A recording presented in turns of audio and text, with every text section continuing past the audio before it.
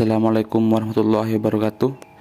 Nama saya Deni Anda Rizky, NPM saya 722120006. Kali ini saya akan membahas tentang Nirmana Dwimatra. Nirmana Dwimatra adalah asas atau prinsip kebenaran yang dapat digunakan untuk menyusun unsur rupa menjadi komposisi desain atau karya dua dimensi yang baik. Intinya, Nirmana adalah penerapan terhadap penggunaan prinsip-prinsip desain pada unsurnya yang dapat dimodifikasi juga. Penjelasan mengenai pengertian dan fungsi nirmana yang lebih lanjut dapat disimak di sini. Unsur-unsur nirmana dwimatra. Unsur-unsur nirmana dwimatra adalah bagian terkecil dari suatu objek atau komposisi. Unsur tersebut adalah objek untuk menerapkan asas atau prinsip nirmana, sehingga penting bagi kita untuk mengetahui objek dua dimensi apa saja yang dapat diterapkan asas-asas nirmana dwimatra. Unsur-unsur nirmana terbagi menjadi 4 grup, yaitu unsur konseptual, unsur visual, unsur relasional atau relational elemen, unsur praktis atau practical element. Berikut adalah penjelasan mengenai masing-masing grup unsur dan unsur-unsur yang dibawahinya. Yang pertama adalah unsur konseptual. Unsur konseptual tidak terlihat secara kasat mata. Sebetulnya unsur ini tidak benar-benar ada, namun tetap hadir secara maya untuk membentuk unsur visual atau unsur yang tampak. Unsur-unsur konseptual nirmana dwimatra tersebut adalah sebagai berikut, yaitu yang pertama titik. Titik menandakan posisi. Titik tidak memiliki panjang dan tidak memakan area atau ruang. Titik adalah awal dan akhir dari suatu garis. Titik juga dapat ditemui ketika dua garis saling bersilangan. Yang kedua adalah garis. Ketika titik bergerak, medan yang dilaluinya menjadi garis. Garis memiliki panjang namun tidak memiliki lebar. Garis memiliki posisi dan arah. Pada hakikatnya, garis dibentuk oleh titik dan dapat membentuk bidang. Yang ketiga adalah bidang atau plane. Bidang atau plane adalah medan atau garis pergerakan yang dihasilkan oleh suatu garis.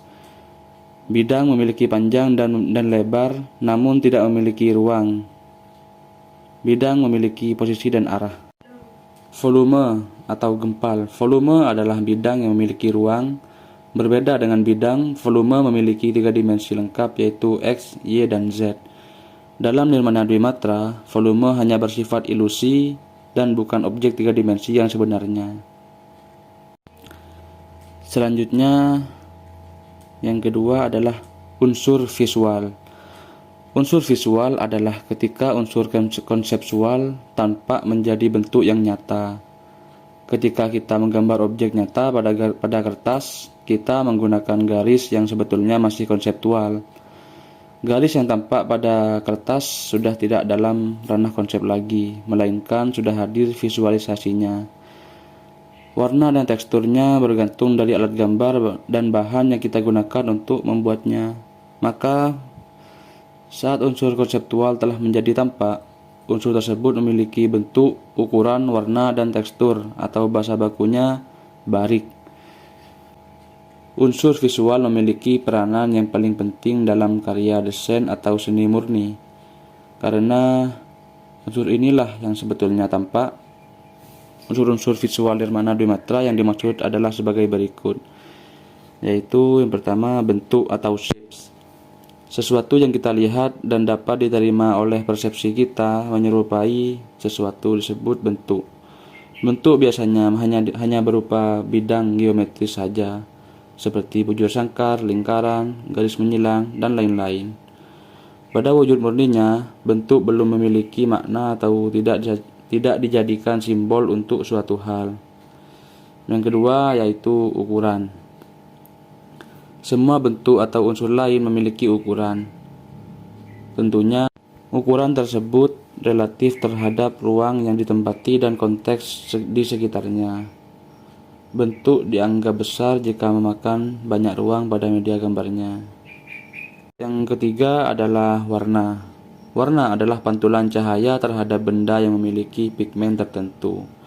Sebuah benda berwarna merah karena benda tersebut memiliki pigmen yang memantulkan warna merah dan menyerap gelombang warna lainnya.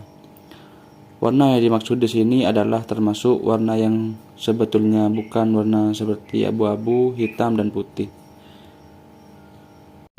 Dan yang ketiga yaitu unsur relasional. Unsur-unsur relasional mengatur penempatan dan keterhubungan antar bentuk dalam komposisi. Beberapa unsur dapat dilihat dan tampak nyata seperti arah dan posisi. Sementara itu, sebagian unsur hanya hadir untuk dirasakan seperti ruang dan gravitasi. Unsur-unsur relasional nirmana dwimatra adalah sebagai berikut. A. Arah. Arah adalah kemana bentuk atau wujud yang kita buat mengarah. Arah sangat relatif terhadap bentuknya sendiri, persepsi, pengamat, media karya, dan konteks di sekitar unsurnya. B. Posisi. Posisi juga sangat bergantung pada ruang di media karya. Posisi juga tergantung pada struktur desain. Posisi dapat saling berderet atau saling tumpang tindih. C yaitu ruang atau space. Bentuk sekecil apapun akan mengambil ruang pada suatu komposisi. Ruang adalah sisa dari apa yang telah ditempati oleh unsur lain seperti bentuk dan lain-lain. Ruang dapat berbentuk datar atau memiliki ilusi kedalaman 3 dimensi dalam nirmana dwimatra. Selanjutnya yaitu degravitasi. Gravitasi tidak dapat tampak pada nirmana dwimatra. Sifatnya lebih ke perasaan psikologis. Objek yang ditempatkan di bawah frame komposisi akan tersasa. Objek yang ditempatkan di bagian bawah frame komposisi akan terasa berat atau tampak lebih stabil. Sementara objek yang ditempatkan di bagian atas frame akan tampak ringan atau sedang melayang melawan gravitasi. Selanjutnya yaitu 4 unsur praktis. Elemen praktis mendasari konten dan perluasan fungsi desain yang dihasilkan ketika suatu desain telah diciptakan. Sekian penjelasan dari saya. Lebih lengkapnya silahkan simak di kolom deskripsi. Terima kasih.